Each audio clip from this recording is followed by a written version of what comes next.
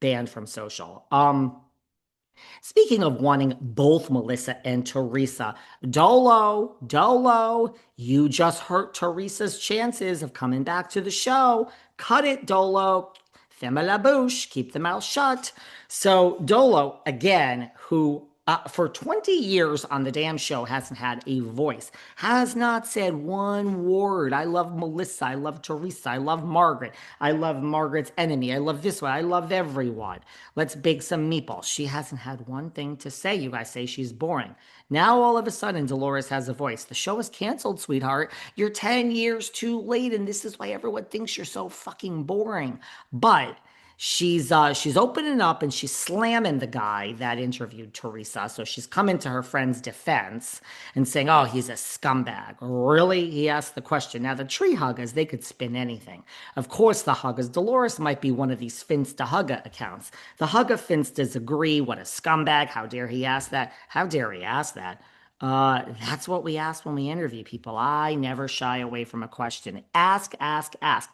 Now, there's got to be a way to ask it. I really don't think this guy was rude. It has nothing to do with whether I like Teresa or not.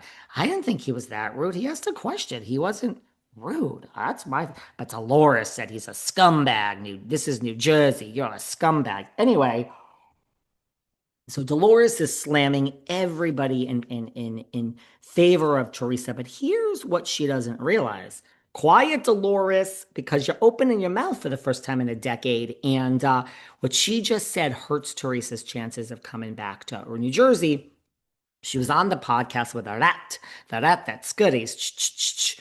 Guys, the Tamrat is back in our lives. Now, everybody sit down. I know you're upset. I know you don't want the Tamrat back, but here she is. Emily Simpson says it's the best season of RHOC. So let's embrace the rat that scuddies. Tamra has given us many, many years and has put on some good shows for us. So she's on the thing with a rat, and the rat, Tamra, is saying, I don't want. Now, first of all, Tamara doesn't know what the fuck she's talking about when it comes to New Jersey. She's talking out of her asshole. Stay over there on the West Coast, rat. Stay over there. Oh, she's scurrying, guys. Stay on the West Coast. Here, we eat you for breakfast, Tam Tam. But she's saying, I don't want Melissa and Teresa to make up off camera. I want this on camera. They're both back. I want them back. I want to see it on camera. Settle on down, girl. This is why you're not a producer and why you just step in front of the camera, get your paycheck, and go home. Now it's a nice big paycheck for her. But okay. Settle down, Tamara. Dolores is like, basically, what the fuck are you talking about, Tamara? Just like we are here. And Dolores says that's never going to happen. Now, I know that's never going to happen. You guys know that's never going to happen. But is it never going to happen? Because Teresa just said, "Oh, I'll work with everyone," and they're sweating Teresa out. They're sweating her out. The woman, she said on some interview or her Instagram live. No, I have to make money to pay taxes. That's why I was doing the damn interview in Chicago. The guy is so rude. So at least she knows she has to make money to pay the big tax bill. She gets it. Well, Teresa, you're basically telling Bravo you're going back for your pay cut, which is coming. Now, here's the thing. Dolores saying that it's never going to happen is hurting her best friend Teresa, and it's a fake friendship, by the way, FYI. But Dolores just hurt her chances of Teresa coming back because, I mean, they want both of them. If they just wanted Teresa, we'd be filming. If they just wanted Melissa, they'd be filming. So Bravo is just hoping day after day, week after week, year after year, by 2029, when Teresa is going for an extra dye job. I need some extra dye for the gray hairs. When Louis is being carted off to jail. When Gia, Junior G, is saying, wow, you guys need to settle down and pay the taxes. When the whole world is different, she's going to need the money. And so eventually, Bravo is squeezing your neck. They're on your neck, Teresa, and they're squeezing it. And there's nothing wrong with that. There's nothing wrong with that. I would take a job for a certain amount of money. We all would, whether we need it or not. Well, most people who need it, who don't need it, wouldn't, but I would, whether I need it or not. I would take, so she needs it. So they're just waiting. She still says never. She says never. Well, one day, Teresa, one day you're going to have no choice and you're going to take the money because you have to pay your taxes, as you've said.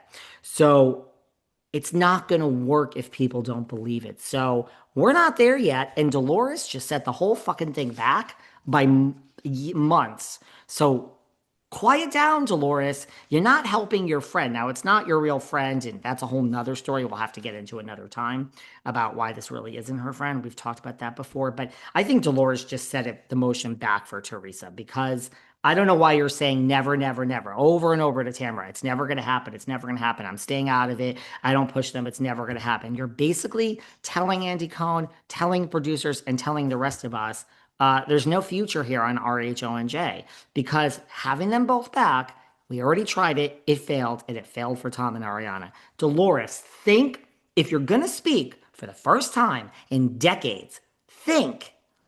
Now, we have Kelly Dodd and Teresa's fake friendship. Now, Kelly Dodd we reported on earlier this year, and I got earlier this week, and I got to tell you guys something. So we did a show on Wednesday afternoon, which was the 25th in the afternoon. Go and listen to it.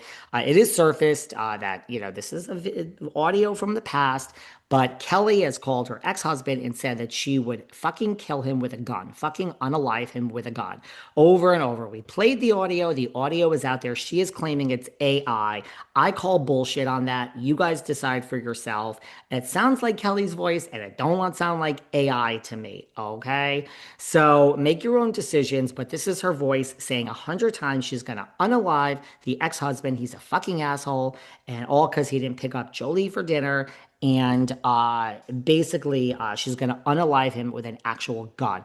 After hearing this audio, Kelly to me is I truly don't think Kelly is well. That's not even shade. Katie Roast, Miss Roast.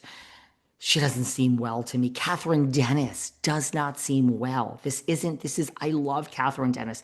I have interviewed Catherine Dennis more than once. She is the kindest, sweetest soul to me, but she doesn't seem well. Like life, not well. Not for a show like this. Like Teddy has cancer type thing. Like I don't even want to talk about it. Kim Richards, like what a sweet, kind soul when I met her again earlier this year.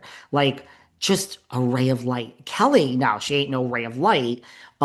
She's very tough. But Kelly to me is just after listening to this voicemail, I'm like, man, she's just not well.